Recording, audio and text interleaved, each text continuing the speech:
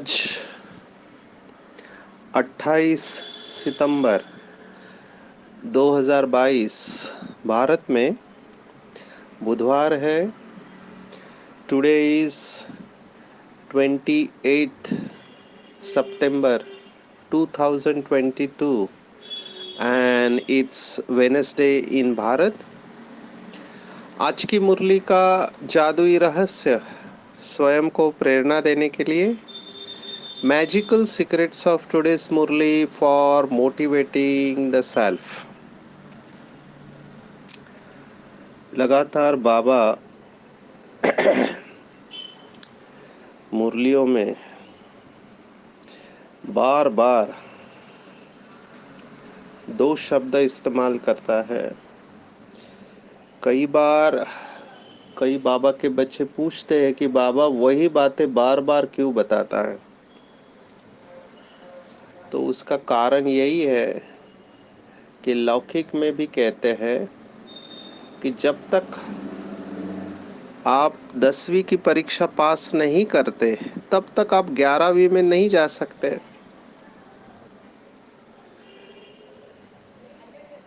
ये दो शब्द है, देह अभिमान और देही अभिमानी।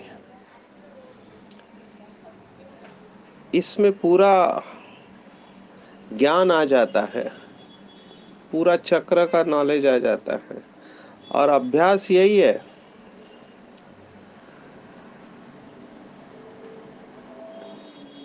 ब्रूसली करके एक योद्धा होके गया, आप सबने सुना होगा, कुंफू मास्टर कहते हैं उनको। तो उनके बहुत सारे कोट्स फेमस है, उनकी बातें। उसमें से एक कोट मुझे याद आ रहा है कि ब्रूसली कहता है कि मुझे उस योद्धा से डर नहीं लगता है, अपोनेंट, जब हमारी फाइटिंग होती है तो जिसने बहुत सारे मूव्स कुंफू के प्रैक्टिस किए हैं उससे मेरे को डर नहीं लगता है। मुझे उससे डर लगता है जिसने एक ही मूव 1000 बार प्रैक्टिस किया है, क्योंकि उसकी उसमें मास्टरी आ गई है और फिर उसे हराना मुश्किल हो जाता है। यही बात हमको भी लागू पड़ती है। कई भाई बहने पूछते कौन सा एक अभ्यास करें, तो हम सबकी स्मृतियां अलग है, मुरली की अलग अलग पॉइंट अलग अलग भाई बहनों को टच होती है। इसका आधार है हम सबकी स्मृति अलग है। तो आपको अपनी स्मृति के अनुसार अभ्यास करना चाहिए। जो स्मृति आपको नशा दे, जो स्मृति आपको खुशी दे, जो स्मृति आपको देहभान को भुलाने में मदद करे, देही अभिमानी अवस्था को बनाए, उस स्मृति का अभ्यास करना चाहिए। लेकिन हैविंग सेड दिस, अगर आप कहो कि मुझे केवल एक ही अभ्यास आप बता दो, जो अभी सुना हमने, जो भक्ति मार्ग में भी भारत में अलग अलग तरीके से कहा गया। किसी ने कहा भक्ति मार्ग में कि आप 50 जगह पे एक एक फुट पानी के लिए गड्ढा खोदोगे तो आपको पानी नहीं मिलेगा। 50 जगह पे आप गड्ढा खोद रहे एक एक फुट का, उसके बजाय एक ही जगह पे आपको 50 फुट खोल जाना चाहिए, गहरा जाना चाहिए, तब आपको पानी मिलेगा। बात वही है, सभी अभ्यासों का एक अभ्यास, देही अभिमानी बनो। तो बाबा ने आज सार में ये बात कही है कि बच्चे देही अभिमानी बनो तो टाइम सफल होता रहेगा, विकर्मों से बचे रहेंगे।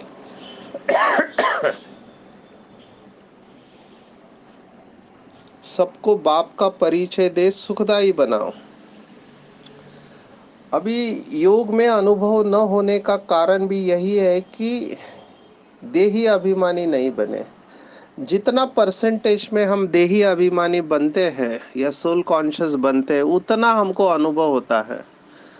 और जितना देही अभिमानी की परसेंटेज कम है, उतना हमारे जीवन में अनुभव कम है। क्योंकि जितना हम सोल कॉन्शियस या आत्म अभिमानी, देही अभिमानी बनते हैं, उतना हम बाबा से शक्तियां खींच सकते हैं या खींचते हैं। और जितनी शक्तियां हमारे पास ज्यादा, उतना हमारी विजय होती है हर परिस्थिति में। इसलिए सर्वोच्च स्वमान बाबा ने मुरली में कहा, मास्टर सर्वशक्तिवान, ये सर्वोच्च स्वमान है। लेकिन इसके लिए भी अभ्यास है देही अभिमानी बनने का। देही अभिमानी ये बहुत बड़ा अभ्यास है। केवल ये अभ्यास नहीं करना है कि मैं आत्मा हूं, नहीं। देही अभिमानी मतलब कि आत्मा के जो गुण हैं, मुख्य 7 गुण बाबा ने बताए हैं। शुरुआत ज्ञान से होती है और अंत शक्ति से होता है। ये भी सीक्वेंस है। ज्ञान के आधार पर पवित्रता है। जब पता चला कि मैं आत्मा हूं, तो आत्मिक स्मृति से दृष्टि आत्मिक बन गई, तो पवित्रता नेचुरल है। कुछ दिन पहले बाबा ने कहा था कि कान, नाक, आंखें ये शरीर के होते, आत्मा के नहीं होते। तो जब आत्मा देखेंगे तो ऑटोमेटिकली प्यूरिटी आती है। जो भी भाई बहने स्ट्रगल कर रहे हैं पवित्रता के लिए, जिनका ये कंप्लेंट रहता है कि दृष्टि वृत्ति हमको धोखा दे देती है, तो वो भी ये अभ्यास बहुत बहुत लगन से करे, तो बहुत सारे प्रॉब्लम हमारे सॉल्व हो जाते हैं। एक मुरली में तो बाबा ने कहा था कि आत्मिक दृष्टि जिसकी नेचुरल हो जाए, उसके विकर्म भी विनाश हो जाते हैं। आप सोचो कितनी बड़ी बात है। क्योंकि आत्मिक दृष्टि जब पक्की हो जाती है, तो कर्म भी हमारे ऑटोमेटिकली पवित्र होने लगते हैं। क्योंकि आप आत्मा के कॉन्शियसनेस में है। मुझे याद आ रहा है, बाबा ने एक मुरली में कहा था कि ब्रह्मा बाप ने जो नंबर लिया, वो नंबर भी इसी अभ्यास के आधार पर लिया कि मैं आत्मा सारथी हूं। 2 शब्द है, देह और देही, शरीर और आत्मा, या जिसको कहा गया है संस्कृत में रथ और रथी। तो रथी, रथ नहीं हूं मैं, रथी हूं। जिसको कहते हैं बॉडी नहीं हूं मैं, सोल हूं, या शरीर नहीं मैं आत्मा हूं, देह नहीं देही हूं। या जिसको हमने भगवत गीता के 13वें अध्याय में देखा, क्षेत्र क्षेत्रज्ञ विभाग योग। क्षेत्र शरीर को कहा गया, क्षेत्र को जानने वाला क्षेत्रज्ञ।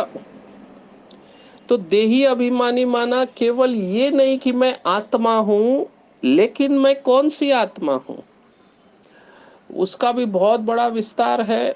सार रूप में 7 गुण जो आत्मा के हैं, जिसका कनेक्शन हम देख रहे थे। ज्ञान के आधार पर पवित्रता है, और पवित्रता को सुख शांति की जननी कहा गया है। जहां पवित्रता है वहीं पर सुख शांति है। अगर सुख शांति की कमी है तो समझने का पवित्रता की कमी है। क्योंकि पवित्रता है और सुख शांति नहीं है, ऐसा हो नहीं सकता। इसलिए कहा गया कि पवित्रता में परसेंटेज है। बाबा ने भी मुरलियों में बहुत बार कहा, जो दुनिया वाले समझते हैं वो पवित्रता नहीं, वो तो एक हिस्सा है। वो समझते हैं विकार में नहीं जाना या ब्रह्मचर्य का अभ्यास करना ये पवित्रता है। नहीं, बाबा ने बहुत गहरी बात बताई है। अगर एक भी व्यर्थ संकल्प चलता है, निगेटिव की तो बात ही छोड़ो, क्रोध, लोभ, काम, इसकी तो बात ही छोड़ो। बाबा ने कहा ये तो छोड़ो, व्यर्थ संकल्प भी अगर चलता है तो वो भी अपवित्रता है। और जहां पे व्यर्थ है वहां समर्थ नहीं हो सकता। या तो दिन है या तो रात है, दोनों नहीं हो सकते। तो पवित्रता की गुह्यता बाबा ने बताई हुई है। बाबा ने इसके ऊपर बहुत मुरली चलाई है। और जैसे कि एक अच्छा टीचर होता है वो परफेक्शनिस्ट होता है। आजकल मैं देखता हूँ कई जगह पर जाता हूँ तो रेलवे स्टेशन पे बोर्ड लगे हुए रहते हैं, 100 आउट ऑफ 100 या 360 में से 360 गुण मिलने वाले हमारे स्टूडेंट और सिखाने वाले ये टीचर है। जिसकी वजह से डॉक्टर इतने बने, इंजीनियर इतने बने। तो 100 आउट ऑफ 100 जो अच्छा टीचर होता है वो 100% मार्क के बारे में बताता है। वो थोड़ी भी कमजोरी बच्चों में नहीं रखना चाहता। वो सभी प्रश्न, पॉसिबल प्रश्न सिखाते हैं कि ये प्रश्न आएगा तो ऐसे जवाब देना है, ये प्रश्न पूछा जा सकता है। तो बाबा भी हमको पवित्रता की गहराई में लेके गया ताकि बच्चे परसेंटेज में फेल ना हो, 100 आउट ऑफ 100 मिले। हमको प्रश्न भी पता है, जवाब भी पता है, फिर भी केवल 8 ही फुल पास होते हैं, बाकी परसेंटेज में पास होते हैं। तो बाबा क्या कहा? बाबा ने कहा कि आपने कुछ पाप कर्म किया नहीं ना सोचा, लेकिन किसी ने आपको निंदा सुना दी, किसी की ग्लानि सुना दी, और आपने केवल हाँ कहा, अच्छा हाँ ऐसे कहा, तो भी आपका हिसाब बन गया। सोचो कितनी गुह्यता है। और एक मुरली में बाबा ने कहा था, पवित्रता की गहराई सुना रहे, कि देहदारी से देहदारी समझ के बात करना, ये भी पाप कर्म है। लौकिक दुनिया में पाप कर्म किसको कहते हैं? कि विकारों के वश किया हुआ कर्म। बाबा कहता है नहीं, अपनी ज्ञान स्वरूप अवस्था से नीचे आना ये भी पाप कर्म है। तो बाबा एकदम हमको अपने जैसा बनाना चाहता है। जैसे शिव बाबा कभी भी अपने ज्ञान स्वरूप अवस्था से नीचे नहीं आता, वो तो ज्ञान का सागर है, हमेशा उस पोजीशन में स्थित रहता है। तो हमको भी प्यूरिटी की 100% लानी है, और जितनी परसेंटेज हमारी प्यूरिटी की बढ़ती जाएगी उतना सुख शांति हमारे जीवन में नेचुरल होगी, निरंतर होगी। तो जितनी प्यूरिटी नेचुरल, उतनी सुख शांति नेचुरल होगी। और जहाँ ज्ञान, पवित्रता, सुख शांति है, वहाँ ऑटोमेटिकली प्रेम बहने लगता है, संबंध सुखदायी होने लगते हैं, सुमधुर होते हैं। और जहाँ ये 5 क्वालिटी है, तब वो आत्मा ब्लिसफुल हो जाती है, आनंद में रहने लगती है। ये योगियों का लक्षण है। परमात्मा का भी जो मुख्य गुण बताया, सच्चित आनंद स्वरूप कहते हैं। सच्चित आनंद, जहाँ पे ये 6 गुण है तो वो आत्मा शक्तिशाली बन जाती है। और देही अभिमानी किसको कहते हैं? देही अभिमानी मतलब ये सातों के सातों ही क्वालिटी आपके अंदर कॉन्स्टेंटली इमर्ज हो, उसको कहते हैं देही अभिमानी अवस्था। और ऐसी अवस्था जिसकी होगी, वो टाइम उसका ऑटोमेटिकली सफल होगा। विकर्मों की तो बात ही छोड़ो, क्योंकि ऐसी आत्मा, शक्ति स्वरूप आत्मा, सभी कर्मेंद्रियां उनके कंट्रोल में होंगे। तो चेक करना चाहिए कि क्या मैं ऐसी देही अभिमानी अवस्था में रहता हूँ दिन भर में। दिन भर में चेक करो, क्या मेरे द्वारा आत्मा की क्वालिटीज रिफ्लेक्ट होती है, परावर्तित होती है? क्या मुझे मिलने के बाद लोगों को मेरे द्वारा आत्मा के गुणों का अनुभव होता है? शांति का, प्रेम का, आनंद का, सुख का, पवित्रता का? क्या वो ये महसूस करते हैं? जैसे एग्जाम्पल है, अव्यक्त बाप दादा को जब हम मिलते हैं तो उस समय एनर्जी लेवल कैसे होती है? नेचुरली प्यूरिटी रहती है, नेचुरली सुख शांति के प्रकंपन अनुभव करते हैं भाई बहने। साइलेंस का अनुभव नेचुरल होता है, मेहनत नहीं होता है। तो ऐसा अनुभव खुद को भी हो और औरों को भी हो। बाबा ने एक मुरली में कहा था कि अष्ट रतन कौन?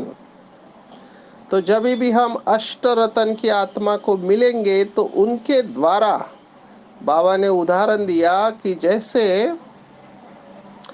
8 शक्तियां कॉन्स्टेंटली उनके द्वारा प्रवाहित हो रही है, तो आप जब उनसे मिलेंगे तब आन को भासना आएगी, अच्छा इसने तो अभी परखा, परखने की शक्ति है, निर्णय करने की, सहन करना, समाने की शक्ति है, सामना करने की शक्ति है, ये सिमट के बिताए संकीर्ण अवस्था में बैठा है, ऐसे साक्षात्कार होंगे, ऐसी भासना आएगी कि ये जैसे कि स्वरूप में है। This soul has become the embodiment of the divine qualities, दिव्य गुणों का स्वरूप बन चुकी है ये आत्मा।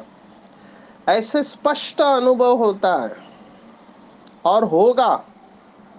जैसे बाबा को मिलने के बाद यह अनुभव बहुत भाई बहनों ने किया होगा, अभी भी योग में करते हैं, तो बाबा से शक्तियां अपने अंदर भरने के बाद यह अनुभव दूसरों को भी होगा। बाबा ने तो चैलेंज दिया है बच्चों को, बहुत अच्छा चैलेंज। बाबा ने कहा जैसे आप लोग कहते हो कि भगवान सर्वशक्तिमान कण कण में है, तो उसकी शक्तियों का अनुभव होना चाहिए, नहीं होता इसका मतलब नहीं है। ऐसे ही अगर बच्चे कहते हैं कि मेरा तो योग बहुत अच्छा है, मेरा तो योग बहुत अच्छा है, मैं योगी तो आत्मा हूं, तो अगर आपका योग अच्छा है तो बाबा ने कहा आपके द्वारा दूसरों को शक्तियों का अनुभव होना चाहिए। ऐसे नहीं कह सकते मैं तो शक्ति स्वरूप हूं लेकिन दूसरा मेरे को नहीं जानता, ये मियाँ मिट्ठू हो गया। ये अभिमान है, अहंकार है कि मेरा तो योग अच्छा है लेकिन दूसरा मुझे नहीं जानते। बाबा ने कहा एक मुरली में कि किसी ने कहा बाबा मैं तो हीरा हूं लेकिन दूसरे मुझे नहीं पहचानते। बाबा ने जवाब दिया हीरा अगर मिट्टी में भी पड़ा है तो चमकेगा जरूर, और अगर आप समझते कि आप हीरा है लेकिन लोग आपको स्वीकार नहीं करते तो समझने का मैं हीरा नहीं हूं, ये मेरा अहंकार है। और ये मनुष्य का सबसे बड़ा दुश्मन है। इस समय पूरी दुनिया में मैं देख रहा हूं कि बॉडी कॉन्शियसनेस की परसेंटेज अति में जा रहा है, अति में जा रहा है। मैं कितने आपको उदाहरण दूं, छोटी छोटी बात के ऊपर, छोटी सी बात के ऊपर लोग डिस्टर्ब हो जाते हैं। ये देह अभिमान है। अंग्रेजी में कहावत है if it hurts it's ego.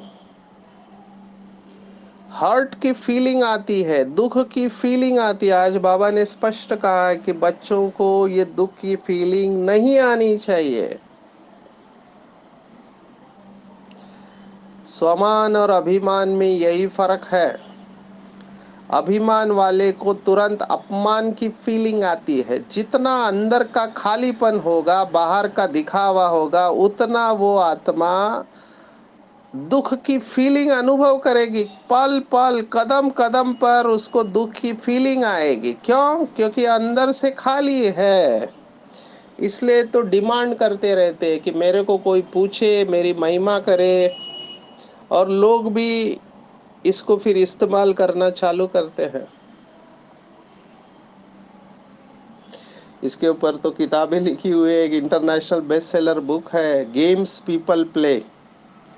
लोग खेल खेलना चालू करते हैं, उनको पता है कि ये आत्मा अंदर से खाली है, तो इसकी महिमा करेंगे तो ये आपको सहयोगी बनेंगी।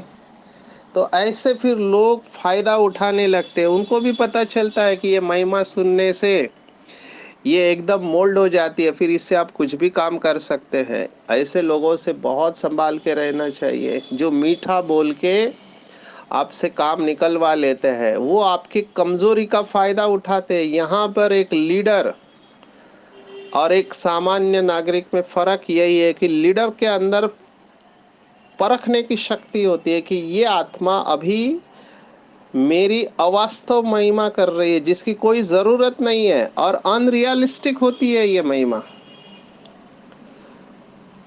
तो ऐसे लोगों से बहुत संभाल के रहना है, क्योंकि वो गेम खेल रहे हैं आपके साथ, आपको यूज कर रहे हैं। तो यथार्थ परखने की शक्ति हमारे अंदर होनी चाहिए। कहने का भाव है देह अभिमान वाले ऐसे दुखी होते रहते हैं।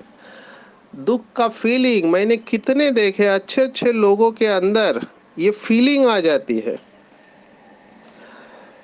क्योंकि वो समझते हैं मैं तो बहुत बड़ा हूं और मैं बड़ा हूं इसलिए मुझे ज्यादा सम्मान मिलना चाहिए। बड़ा व्यक्ति का लक्षण क्या होता है? लौकिक में भी मैंने देखा है, बहुत प्रोग्राम में जाता हूं तो ऐसा होना नहीं चाहिए, लेकिन होता है। क्या होता है कि लोग कपड़े देखकर, गाड़ी देखकर लोगों को सम्मान देते हैं।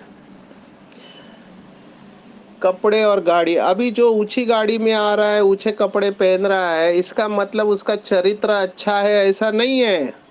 उससे अच्छा एक सिंपल व्यक्ति है जो बड़ी ऊंची गाड़ी में नहीं आ रहा है, उसके कपड़े भी ऊंचे नहीं है, सिंपल है, स्वच्छ है, वो महान हो सकता है। लेकिन इस समय ये दुनिया की रस्म है कि कपड़े देख के, पोस्ट पोजीशन देख के, गाड़ी देख के उनको सम्मान दिया जाता है, जबकि सम्मान उसका करना चाहिए जो दिव्य गुणों से भरपूर है, जिसका चरित्र श्रेष्ठ है। लेकिन अभी काम निकालने के लिए हम उन लोगों का सम्मान करते हैं, समझते हैं कि ये हमारे लिए सहयोगी बनेंगे, धन देंगे या और भी कुछ प्राप्ति करनी होगी, तो उनको सम्मान दिया जाता है। और ये झूठ मूठ का सम्मान है, हम सब जानते हैं। जब तक मंत्री की पोस्ट पर है तब तक सभी पीछे आएंगे, एक बार पोस्ट चली गई कोई पूछता नहीं है। तो सम्मान पोस्ट का रहता है, व्यक्ति का नहीं होता है। और जिसका चरित्र अच्छा है वो चरित्र का सम्मान होता है। आज बाबा ने उन बच्चों के बारे में कहा है जो मूढ़ बुद्धि है। मूढ़ बुद्धि कैसे कहेंगे? बाबा ने स्पष्ट कहा है, एक्चुअली ये मूढ़मति शब्द भी भगवत गीता का है, जो कहा कि अवजानन्ति माम मूढ़ा तनुमाश्रितम, मन मूढ़मति लोग मुझे नहीं जानते, ऐसे स्पष्ट लिखा हुआ है 9वें अध्याय में। क्या लिखा हुआ है? जो बाबा कहते हैं ना, साधारण तन में मैं आता हूँ, साधारण बूढ़े तन में। तो वो जो श्लोक है, लोग समझ नहीं पाए कि मैं साधारण बूढ़े तन में आता हूँ। अवजानन्ति मां मूढ़ा तनुमाश्रितम, तो वहां पर ये मूढ़मति शब्द आया है। एक्चुअली ये शब्द बहुत अपमानजनक है। मूढ़ माना जिसके अंदर थोड़ा भी बुद्धि नहीं है। परम भावम जानन्तो मम भूत महेश्वरम। तो ऐसे ही बाबा ने कहा, यहाँ पर भी बाबा के बच्चे हैं, क्या बोलते हैं कि हमारा डायरेक्ट शिव बाबा से कनेक्शन है। अभी देखो क्या बुद्धि मारी गई है। जिस ब्रह्मा के वजह से हमको शिव बाबा मिला, अगर ब्रह्मा नहीं होता तो शिव बाबा प्रवेश किस में करता?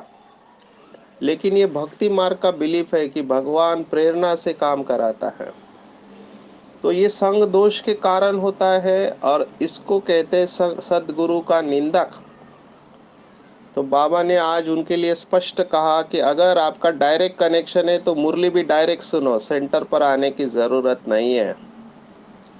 ऐसे बच्चों के बुद्धि को माया ताला लगा देती है। बहुत सारे मैं देखता हूँ, अभी ये लोग बहुत शार्प होते हैं, इनकी बुद्धि तेज होती है, वो समझते हैं कि हम बाबा से डायरेक्ट ले लेंगे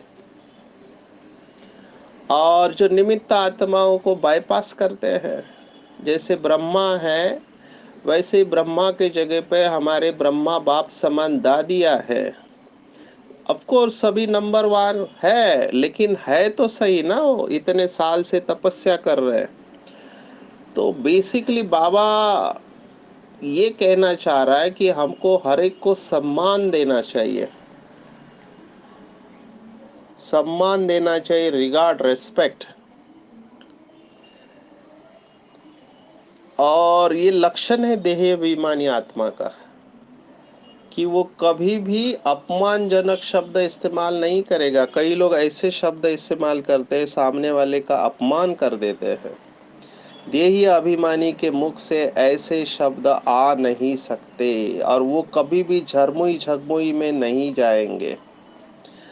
इसलिए बाबा ने कहा कि बुद्धिमान से बुद्धिमान देखना हो तो यहाँ देखे और महामूर्ख देखना हो तो भी यहाँ देखे। हम ब्राह्मण कुल भूषण हैं।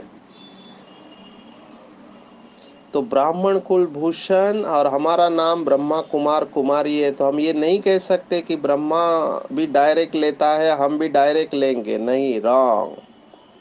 बाबा ने कितना हमको आसान कर दिया है। बाबा ने कहा बस और कुछ नहीं बच्चे, आत्म अभिमानी का अभ्यास करो, उठते बैठते चलते फिरते खाते पीते यही अभ्यास करो कि मैं आत्मा इस शरीर के मालिक हूँ, ये शरीर मेरे नियंत्रण में है, सभी कर्मेंद्रिया, और मैं आदि अनादि पवित्र आत्मा हूँ, ऊंचे ते ऊंचे बाप की संतान हूँ, डायरेक्ट संतान हूँ, ना कि इनडायरेक्ट, डायरेक्ट हूँ। और जितना बाबा की याद में हम रहेंगे सर्व संबंधों के साथ, उतना हमारा योग नेचुरल होगा। और जो ऐसे सुखी बनते हैं वही दूसरों को भी सुख दे सकते हैं। जिसके पास जो होता है वही देता है। सुखी सुख देता है, दुखी दुख देता है। तो ऐसे कहा गया है कि दुखी आत्माएं हैं। जब कोई बहुत परेशान होके ऐसे उल्टे सुल्टे बोल बोलता है तो उसको दुखी आत्मा, क्योंकि अंदर से दुखी है इसलिए उसके अंदर से ऐसे बोल निकल रहे हैं। मेरे पास दोनों प्रकार के आते हैं, एक गुस्सा कंट्रोल नहीं रहता और दूसरा निराशा, उसमें भी दुखी रहते हैं, अपने आप को कोसते रहते हैं, या तो अपने को कोसेंगे या दूसरों को कोसेंगे।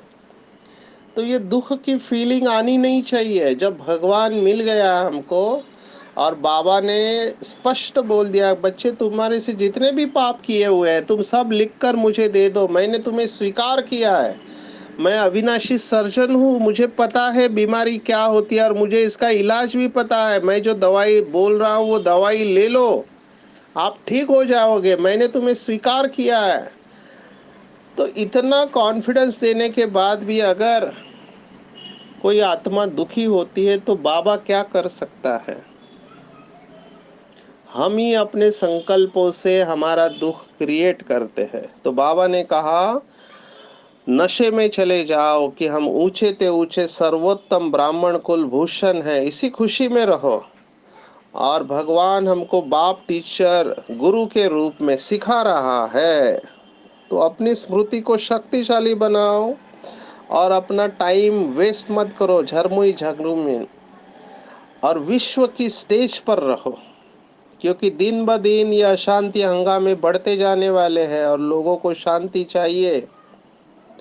और हमको पता है कि जो हो रहा है वो अच्छा हो रहा है, उसमें कल्याण है, और जो होने वाला है उसमें तो और कल्याण है।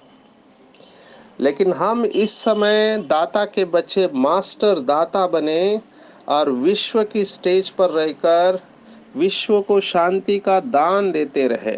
5 समान है विश्व के स्टेज पर जो मैं अभ्यास करता हूँ, आप लोगों को भी बता रहा हूँ, आप भी इसका अभ्यास कर सकते हैं। हालांकि इनका भी आपस में कनेक्शन है, समय के अभाव से विस्तार में नहीं जाएंगे। मैं विश्व परिवर्तक आत्मा, विश्व कल्याणकारी हूँ, विश्व रक्षक हूँ, विश्व की सेवाधारी हूँ और विश्वामित्र हूँ। ये विश्व की स्टेज पर रहने वाले 5 समान, इसका अभ्यास करेंगे और पूरे विश्व को शांति का सकाश देंगे। और जो भी प्राप्तियां होते रहते, जितना हम बाबा को याद करेंगे, मुरली का मनन चिंतन करेंगे, स्वमान अनुभव करेंगे, लिखेंगे, दूसरों को सुनाएंगे, आपस में मनन चिंतन करेंगे, उतना हम ऐसे अनुभव करेंगे कि मेरी बुद्धि भरपूर होते जा रही है, मैं तृप्त होते जा रहा हूँ, मैं संतुष्ट होते जा रहा हूँ।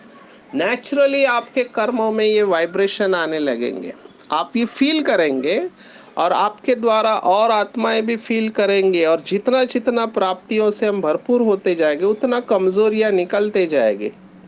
जैसे कोई डब्बा भरते जाता है तो अंदर का खालीपन दूर होता है, वो तृप्त संतुष्ट हो जाता है। और यही सर्वोच्च अवस्था है, संतुष्टता संपूर्णता की निशानी है। तो आज दिन भर में क्या अभ्यास करेंगे? दिन भर में देही अभिमानी का अभ्यास करेंगे और सबको मर्यादा में रहते हुए सुख देंगे, किसी से कोई कंप्लेंट नहीं, और स्वयं को निमित्त समझेंगे कि शुक्रिया बाबा जो आपने मुझे चुना, आप मुझे जहां रखो जैसे रखो, मेरी कोई इच्छा नहीं, मुझे कुछ भी नहीं चाहिए, बस आपकी सेवा में लग जाना चाहता हूँ। ऐसे दिल से बाबा से बातें करें, सच्चे दिल पर साहब राजी हो जाएगा, हमारी सभी मनोकामनाएं पूर्ण हो जाएगी और हम तृप्त संतुष्ट बन इच्छा मात्रम अविद्या की स्टेज में पहुंच जाएंगे। अच्छा, ओम शांति।